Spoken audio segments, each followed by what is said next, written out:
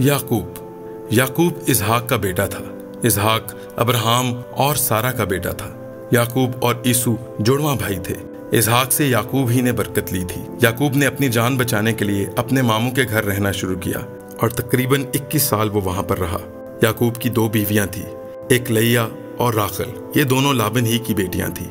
याकूब ने हारान से जाते हुए ख्वाब में आसमान और जमीन के दरमियान सीढ़ी देखी जिससे फरिश्ते चढ़ते और उतरते थे। उसने जाना कि ये जगह ऐसी है जहां खुदा मौजूद है, और उसने उस जगह एक पत्थर को सतून की तरह खड़ा कर दिया और उस जगह का नाम बैत-एल रखा। याकूब ने खुदा को 10वां हिस्सा देने की मन्नत मानी थी। याकूब के 12 बेटे हुए जो 12 कबीले बने। याकूब चरवाहा था। याकूब लाबन के साथ था और वहीं उसकी बेटियों से उसकी शादी हुई। लाबन ने 10 बार याकूब को नुकसान पहुंचाने की कोशिश की मगर नाकाम रहा।